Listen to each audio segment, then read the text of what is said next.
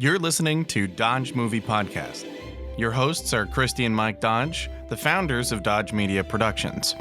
We produce films and podcasts, so this is a podcast about films.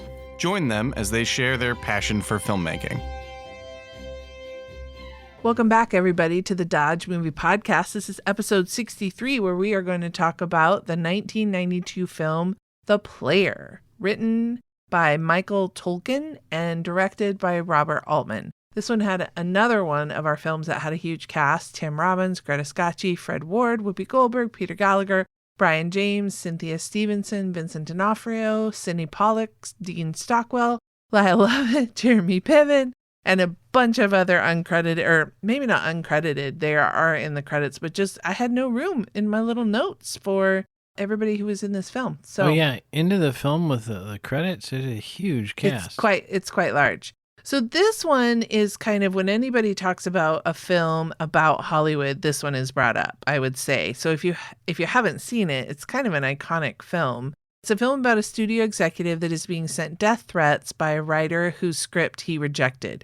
But which one? He doesn't know. So some of the taglines are "now more than ever," which means nothing. Well, that comes from, there's a gag in the film. Oh, okay. Where painted on the side of one of the studio buildings is "movies, now more than ever." Oh, okay. Obviously wasn't paying attention. Let's see. "Everything you've heard is true," which kind of along the same lines, right? Yeah. In Hollywood, it's not who you know, it's who you kill. Yeah, not really that good a tagline because it's not that much of a murder mystery. Right. "The best movie ever made," Griffin Mill. Okay. And "making movies can be murder." Yeah, none of those are fantastic. None of those are great. Yeah. Yeah, that's maybe why they had to go write another one. Keep going. Jimmy, go write another one. Jimmy, another tagline. That one sucks. More kangaroo. We have to tell the more kangaroo story someday. Yeah, someday. Okay. Wait. There's an opportunity for a smoochy sticker.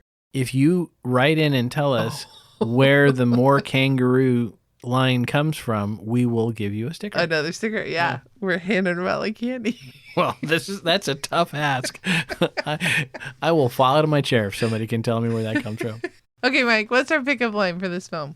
Action. Oh, it's just perfect. Oh, it is perfect. There could not be a better. There is not. This is for a movie awesome. About movie making. Way to go, Altman. Nicely done. All right, let's see.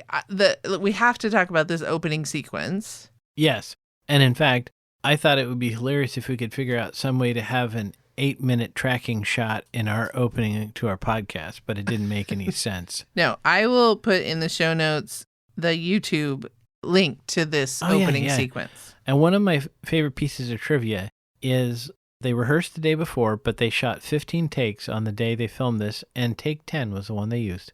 Oh, good little bit of trivia there, Michael. Thank you. I liked it because shooting outside of the offices, it gives that voyeuristic look.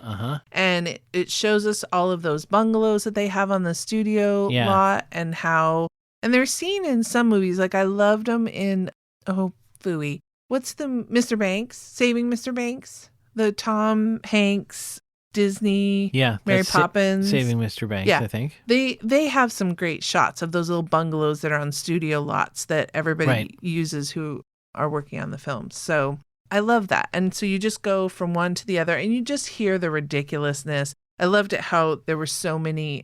It's a Julia Roberts type.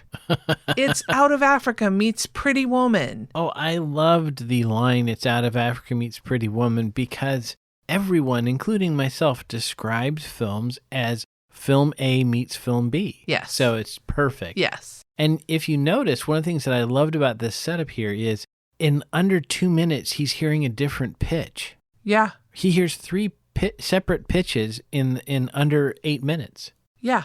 So Griffin has a very busy day. My other favorite one was psychic polecat thriller with a heart. Yeah, I like that. With a heart. With a heart. And I think that that's a phrase also that gets batted around quite a bit. Yeah. Like, it's Chucky, but with a heart. Yeah, but with a heart. Right. Oh, that's awesome. Yeah. So again, this is much like the other one. This is, in a sense, a love letter to the movie business. Absolutely. However, Whereas State and Maine was really about production. Yes. This is more about the pre-production side, the studio side. And so there's less love to go around. Very much. Yes. I thought, like, from a cinematography standpoint, there's a scene at a restaurant, and this is very Altman. Because one of the things, I watched Nashville in film school, and they talked about how Altman loves many conversations going on and almost like layered. Overlapping. I feel bad for the sound person, because it just must be incredibly difficult. But there's this great scene with Burt Reynolds, and he's talking to like an agent, and they're in the foreground, and you hear them, but then their sound drops, and then we pick up the sound, but the shot size doesn't change. So Burt Reynolds is still in the foreground, and we're not hearing his conversation, but we're hearing the conversation that we can see in the background of really who we're supposed to be listening to, and it's Tim Robbins meeting with, I wrote down Joel. I don't know if that was the actor's name or the character's name. Brian James plays Joel. And they're in the background. And so that happens, and then we cut to them, and it's a medium shot of them at the table, and we finish then with their conversation. Well, that opening shot though, right, is just gorgeous. I don't know though, is that an Altman kind of trademark to have a long tracking shot somewhere in the film? I feel like it is. Right, because it feels like it goes with those overlapping conversations. Yes, because I'm thinking of Nashville, and there was a lot of, it feels like a documentary. Right. Because sometimes you see things and you're like, well, that could have been cut. Like, so that's where it feels like a documentary, because there's things that you would be in there. I'd heard that Hitchcock said that movie dialogue is what we would sound like if we had a writer to help us. And I feel like Altman kind of explicitly eschews that and goes back to people talking over each other and not necessarily having the most smooth conversation. So I think that's an interesting part. I was trying to think back to, I want to say Altman made a film about like an English manor house where there was like maids and stuff. And I feel like that they had that overlapping conversations, and maybe there was some tracking shots in there, because it does very much feel like you're a fly on the wall. Mm-hmm. There's one, and I'm forgetting the name of it. Is it called Husbands and Wives? But he was obviously friends with a ton of different actors. And so he just set up the camera. He would have like these dinner parties, and he would just set up the camera, and he would just kind of throw suggestions out. But then they said that sometimes people's real life would kind of come up, like a Catherine Deneuve would be yelling at her husband, and there would be some truth in what they were saying, because kind of like an art imitates life kind of thing. And he loved that, and he loved chaos. He loved like arguing and fighting and all this stuff. Fascinating. So you are a nerd of the cinematography of a film. So what did you like about Altman's kind of vision? Well, I originally responded to this film the first time I saw it because of that opening tracking shot, of course. I really liked when Griffin goes to the Rialto to meet with David Kahane, how the shot was of Kahane's feet, the boots in the aisle, and how he picked them up and put them back. I thought that was really interesting, showing that the writer got out of the way of the producer, right? There's an interesting shot, I don't know why, of a dead koi in a pond that just really kind of bumped me. I'll be honest. I think I bet you it was a metaphor, and he was making a comment on. Right.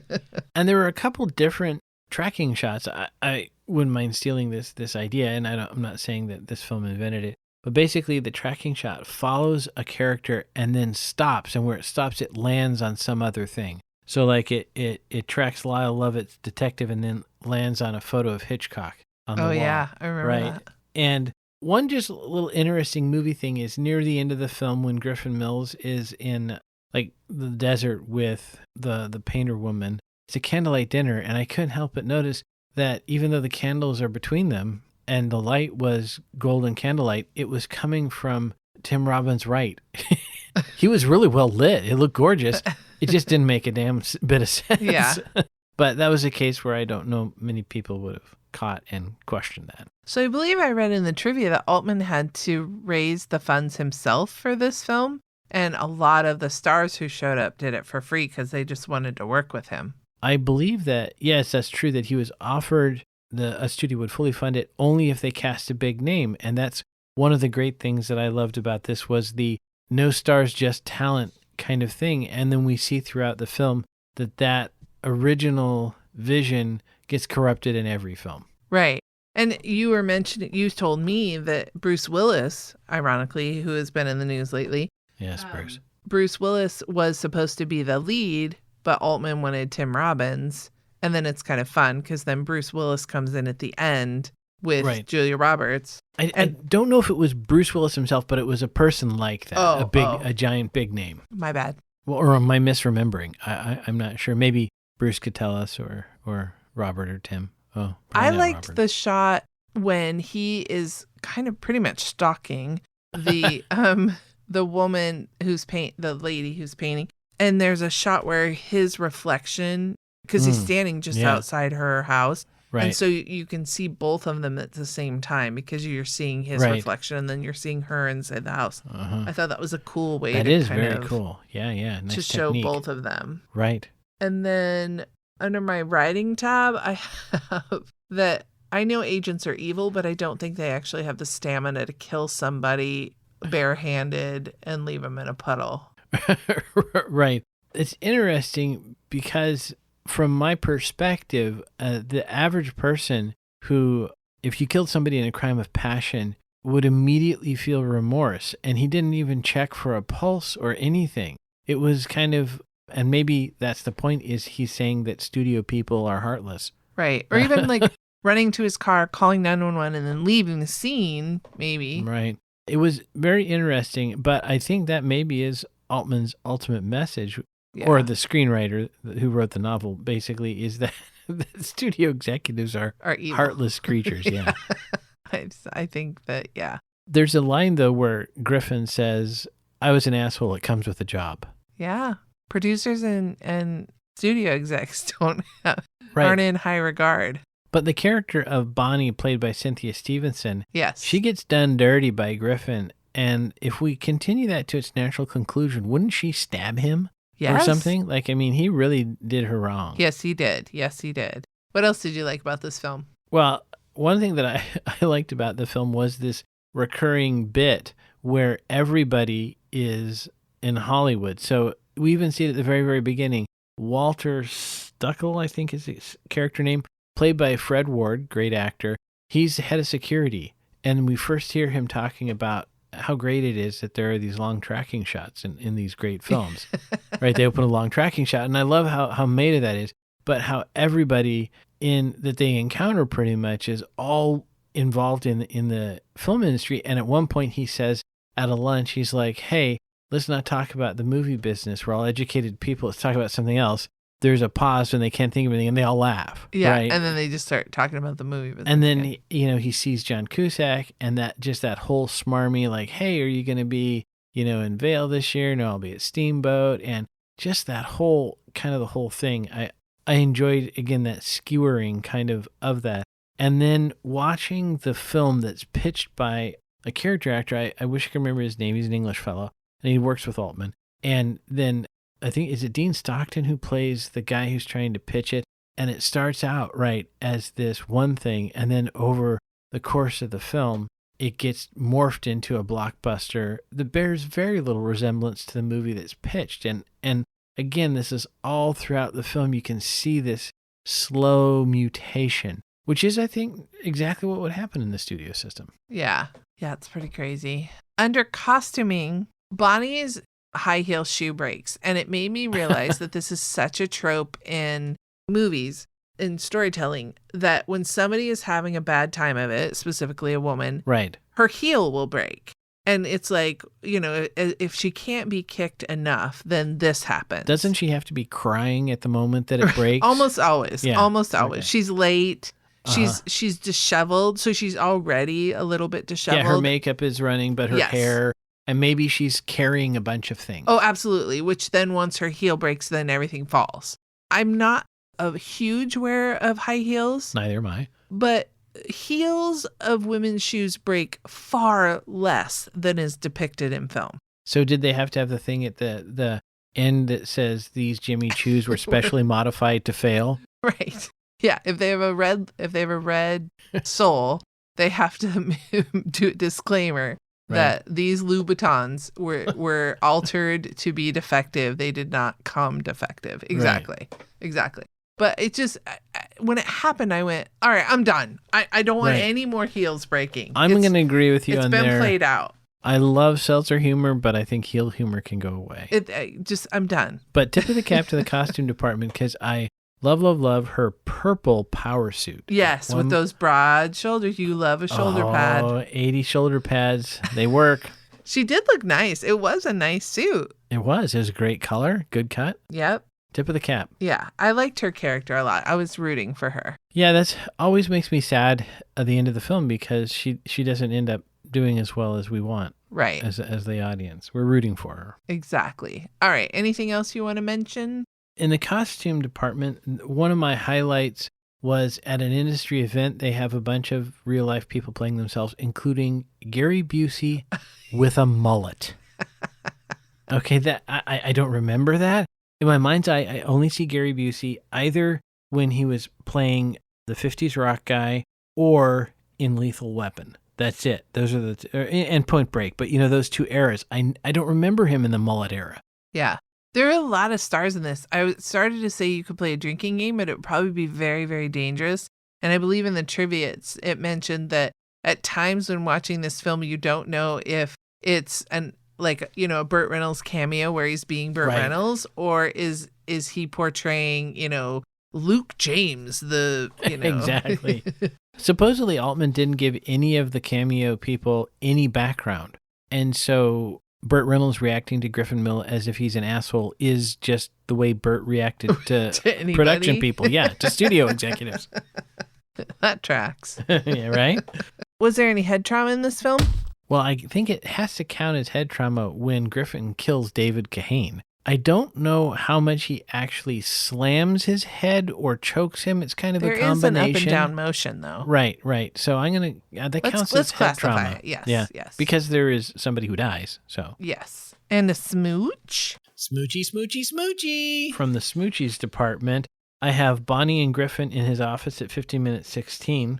And I don't have anything for him and the Greta Scacchi character. That's no. But we know they had sex because we had a conversation. I think it was even a pause-worthy event.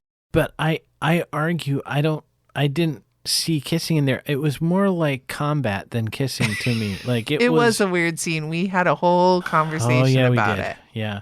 It's not my favorite. Yeah. The way that scene was shot. All right. Well, so we won't talk of this again. We shall not speak of this again. And how about a driving review? Okay, so there was quite a bit of interesting cars in this. First and foremost, I got to say, once again, a warning, kids, don't run down cyclists, no matter how much you might want to.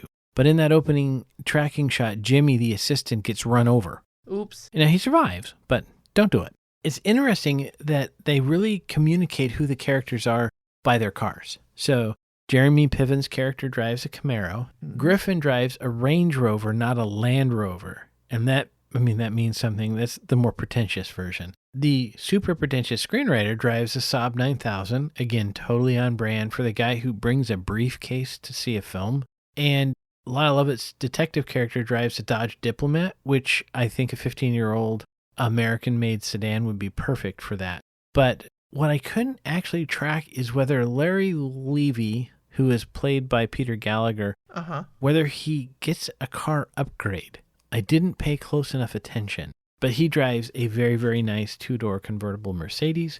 So they're really telling us a lot about the characters. But don't you think that, especially California, way more than New York, it is all about your car. Yeah. Like your car is such the it's status. Part of your identity. Yeah. Yeah. So I think that's right on. That was really well done. Yeah, absolutely.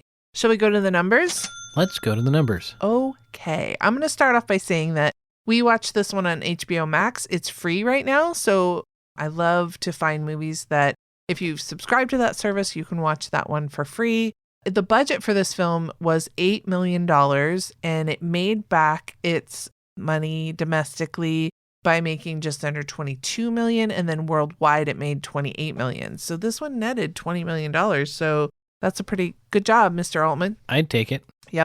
IMDb, it got a 7.5 out of 10, and the critics love this movie at 98%. Yeah. Very fresh. Makes sense. And the audiences enjoyed it too at 84%. It's just over 2 hours, which I'd have to say it kind of felt like it. Yeah. I remember I paused at one point, like, where are we in the film? And we were only an hour in. And I kind of, oof. And I don't remember it being that long. Isn't that interesting? Oh, you mean your first viewing or this viewing? Yeah, when we were going into this viewing and I saw that it was over 2 hours, I thought, oh, wow, I don't remember it being that long. Yeah, it's long. It is rated R. It is listed as a comedy crime drama. It was filmed all around LA, Malibu, South Pasadena, Palm Springs, Hollywood, Santa Monica, West Hollywood, and Brentwood, which is known for other things too. Unfortunately. Yeah. Some of the awards it won a BAFTA for Best Screenplay and Best Direction, and it won at the Tim Robbins, won for Best Actor at Cannes. And Robert Altman was nominated for an Oscar for Best Directing, and it was also nominated for Writing and Best Film Editing, but only nominated, didn't win. Little fun trivia fact here. Tim Robbins, lead actor, was born in a hospital not far from my childhood home. Wow. Yeah. He was born in West Covina. Mm-hmm. Alrighty, everybody. That is The Player, and that rounds up our month of talking about movies. For the month of May, we are going to be talking about all movies about Hawaii, because we love Hawaii and movies about Hawaii. And so we are going to kick off our month with a movie that I loved as a kid, and we'll see if I still love. I haven't seen it in years. Blue Hawaii, starring Elvis. Right. It's a good drink, but I don't know if I'm going to like it as much. Let's see. We'll see. It'll be fun. Yeah, we'll talk about it, and I'll talk about why it was my favorite movie as a kid. Right. Yeah. It's got the king in it. All right. That's a good teaser. Join us next week, but never forget, Dodges never stop, and neither do the movies. Thanks for listening to Dodge Movie Podcast with Christi and Mike Dodge of Dodge Media Productions. To find out more about this podcast and what we do, go to dodgemediaproductions.com. Subscribe, share, leave a comment, and tell us what we should watch next. Dodges never stop, and neither do the movies.